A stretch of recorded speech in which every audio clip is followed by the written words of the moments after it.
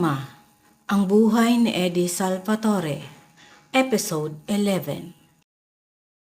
Paglabas ni Eddie ay nakita rin niya si Gerardo na paika-ikang naglalakad papunta sa sasakyan nito. Sa susunod, tandyang mo na ang babaliin ko. Bulong ng binatilyo. Pasipol-sipol pa siyang pinaharurot ang bisikleta. Kahit araw ng linggo ay may trabaho si Eddie sa mansyon. Inutusan siya ni Viviana na linisin ang swimming pool. Hindi pa tapos ang binatilyo sa paglilinis ay lumabas na si Viviana. May suot na dark sunglasses at may dalang beach towel. Nakatupis bikini swimsuit at tibak pa ang bikini. Inilatag nito ang dalang beach towel sa gilid ng pool at nahiga ng patihaya. Nakikita ni Eddie sa sulok ng kanyang mga mata ang ginagawa ni Viviana. Sa isang binatilyo na unti-unti nang nagigising ang kamalayan, ay inilayo ang paningin sa babaeng sinasadyang ibilad ang halos hubad ng katawan. Tindig binata na si Eddie. Dahil matangkad siya at babad sa mabibigat na trabaho, kaya ang katawan nito ay maihahambing na sa isang binata. Kulay abuhin ang mga mapupungay na mga mata, matangos ang ilong, at maganda ang ngiti dahil sa pantay-pantay na ngipin. Malayo ang itsura niya sa magkapatid na Santiago at Gerardo na kamukha ng masungit na si Consuelo. Makalipas ang ilang minuto ay tumayo si Viviana at tumalon sa tubig. Lumangoy ng paruot pa rito kung saan nakapwesto si Eddie. Maya-maya pa ay lumangoy ito papuntang gilid sa katapat ni Eddie. Eddie, tulungan mo akong makaahon. Wika nito habang nakataas ang isang kamay. Sa isip ni Eddie, bakit naisipan ng babae na umahon sa alanganing parte ng swimming pool, samantalang mayroon naman tamang hagdan para umahon. Ngunit bawal sa kanya magreklamo kaya lumapit siya dito at iniatang ang kanyang kamay sa babae. Ubos lakas niyang hinila ang babae paitaas. Subalit sa sobrang lakas yata ng hatak niya ay sabay silang natumba sa gilid ng pool. Nasa ibabaw si Viviana at nasa ilalim siya. Hindi agad nakakilos ang binatilyo dahil sinadya ni Viviana na idampi ang labi nito sa labi niya. Naitulak niya ang babae at agad siyang bumangon at walang lingon likod na lumayo. Nasaksihan ni Doña Consuelo mula sa bintana ng kanyang kwarto ang mga pangyayari. Mas lalong nanginig ang kanyang kalamnan sa naramdamang galit. Tama ang kutob niya sa kanyang manugang na may nakatago itong kalandian. Ngunit wala na siyang magagawa dahil wala na siyang boses para magsumbong kay Santiago. Kinagabihan ay lasing na naman na umuwi si Santiago dahil natalo na naman ito sa mahjong. Pagdating nito ay agad na naghilik ito. Ang isang katulad ni Viviana na dating isang kalapating mababa ang lipad ay sanay nang makipaglaro sa mga lalaki at naghahanap ng ibang kandungan na magpupuno ng isang bagay na madalas makalimutan ni Santiago. Hahanapin niya ito sa isang katulad ni Eddie na halos anak na lamang niya. Batang-bata, katakam-takam, napakagatlabi si Viviana. Kailangan maangkin niya ang binatilyo sa gabing iyon. Matagal na niyang pinag-aaralan ang seradora ng pinto ng kwarto ni Eddie. Isang sungkit lamang ng kutsilyo ay nabubuksan na to. Napangisi si Viviana. Wala ang katulong dahil sinabihan niya na bukas na bumalik para makasama naman ang pamilya.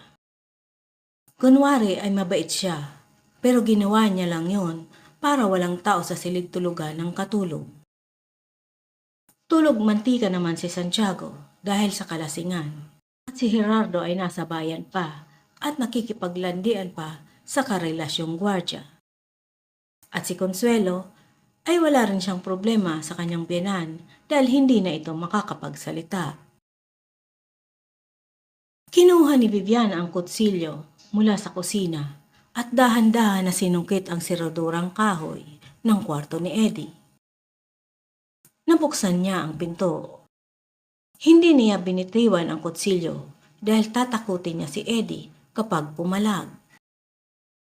Dahan-dahan niyang itinulak ang pinto at may naramdaman siyang nahulog na kung ano sa kanyang ulo. Hindi niya pinansin ang bumagsak sa kanyang ulo.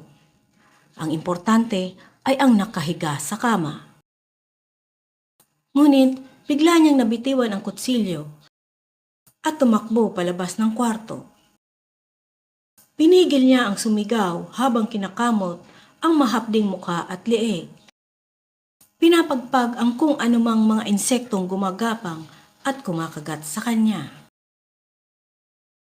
Nagising din si Eddie sa kalampag ng bumagsak na kutsilyo. Kinabahan siyang napatingin sa kutsilyo sa sahig. At pagkatapos sa lagayan ng mga pulang hantik na langgam na ibinitin niya sa itaas ng pintuan. Bukas na ito at katunayan na may pumasok nga sa kwarto niya.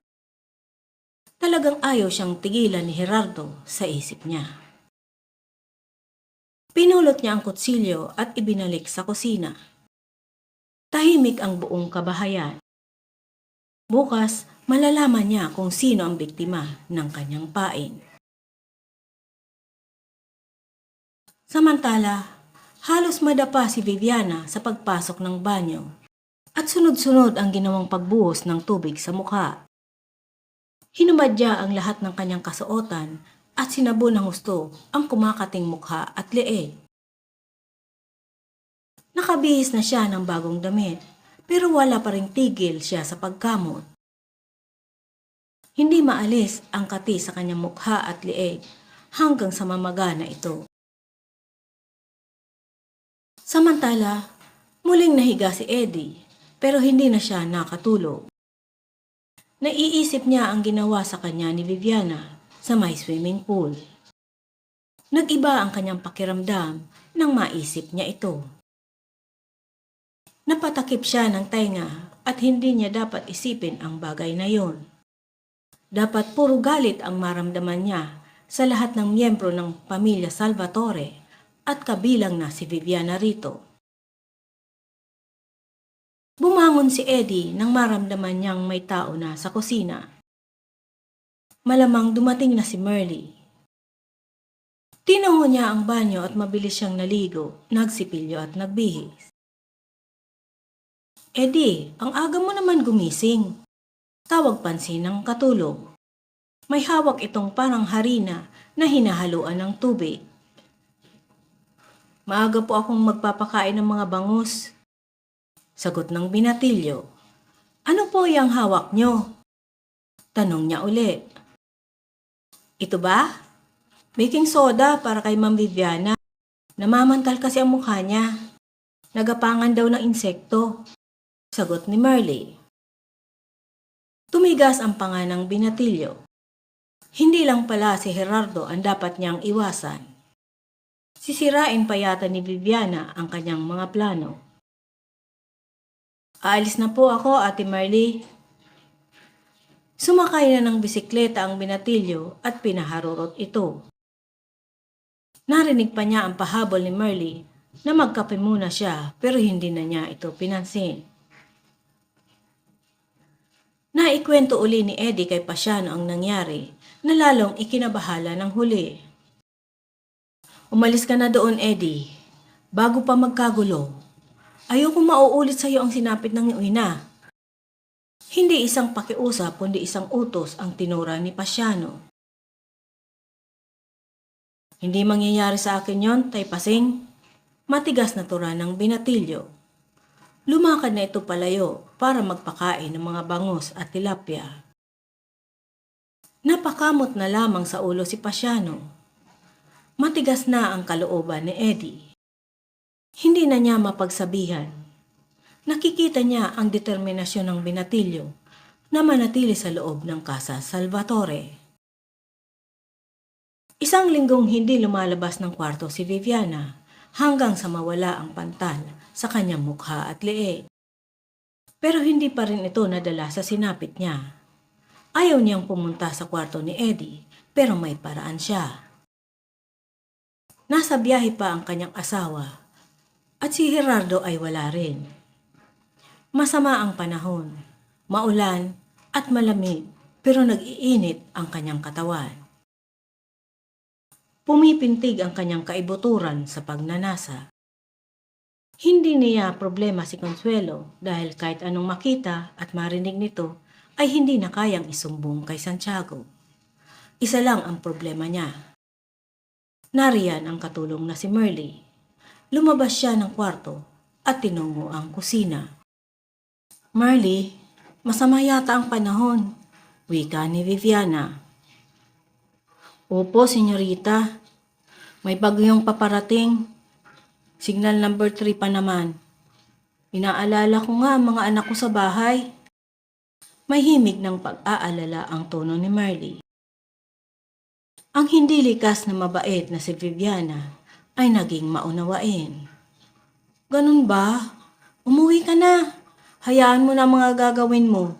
Bukas ka na lang bumalik." Natuwa naman si Merly. "Maraming salamat po, senyorita." Kinikilig ang nakangising si Viviana habang pabalik ng kwarto.